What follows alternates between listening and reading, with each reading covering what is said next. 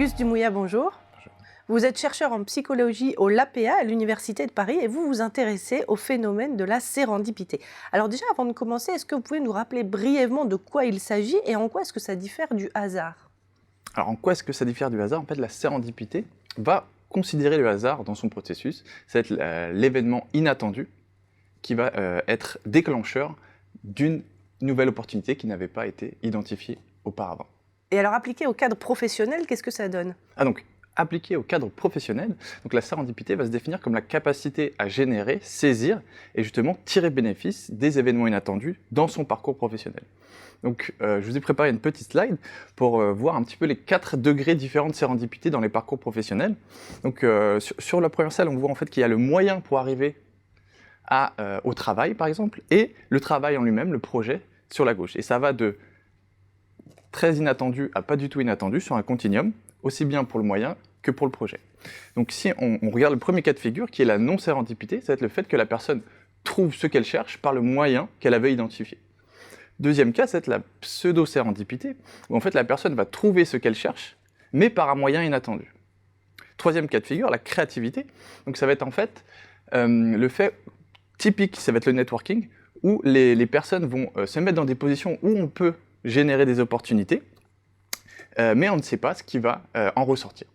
Quatrième cas, celui qui nous intéresse, la sérendipité, où la personne va en fait trouver ce qu'elle ne cherche pas par un moyen inattendu. Et alors, quels sont ces types d'événements que vous évoquez? Alors, ces types d'événements, on a mené une étude auprès de jeunes chercheurs d'emploi pour savoir un petit peu leur parcours de vie et voir quels étaient les turning points, à quel moment est-ce qu'il y avait des changements de trajectoire. Et on a étudié justement la typologie de ces types d'événements-là. Donc, le premier événement, ça va être les rencontres professionnelles. Donc, les rencontres, pas forcément que professionnelles, aussi dans l'entourage personnel. Le deuxième événement, ça va être les échecs perçus dans la carrière. Le fait de ne pas trouver le projet qu'on souhaite va faire qu'on va tourner, qu'on va changer de direction. Le troisième, ça va être les expériences vécues à travers les différents stages, etc.